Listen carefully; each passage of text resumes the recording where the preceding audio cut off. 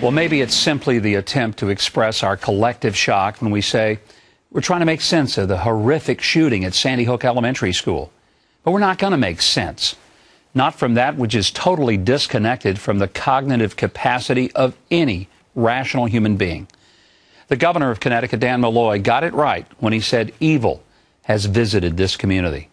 President Obama, in an emotional statement from the White House, spoke more as a parent than a politician, and he quoted the Bible to bring comfort to the nation. Churches were filled in Newtown, Connecticut last night as candlelight vigils were held to grieve for the 27 innocent people killed and the countless lives of those shattered by a few seconds of crazed carnage. On Friday, Neil Cavuto asked me, where was God?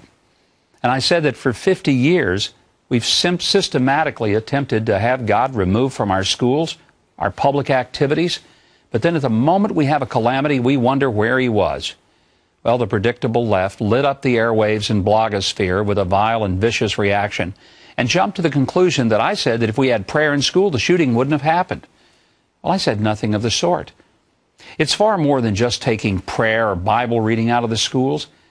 It's the fact that people sue a city so we aren't confronted with a manger scene or a Christmas carol, that lawsuits are filed to remove a cross that's a memorial to fallen soldiers.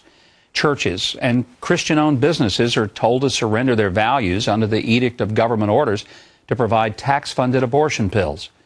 We carefully and intentionally stop saying things are sinful, and we call them disorders. Sometimes we even say they're normal. And to get to where that we have to abandon bedrock moral truths, then we are asked, well, where was God?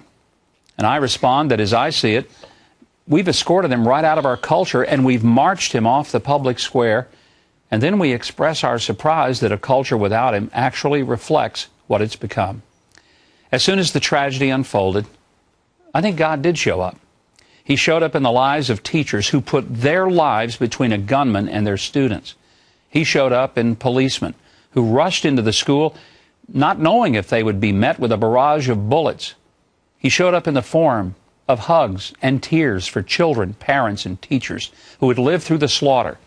He showed up at the overflow church services where people lit candles and prayed. And he showed up at the White House, where the president invoked his name and quoted from his book.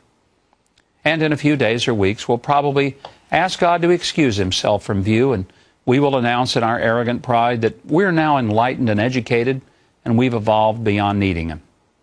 And somebody's going to suggest that we pass a law to stop all this kind of thing. I might want to point out that we don't have to pass a new law. There's one that's been around a while that works if we teach it and observe it. Thou shalt not kill. Oh, there are about 9 others.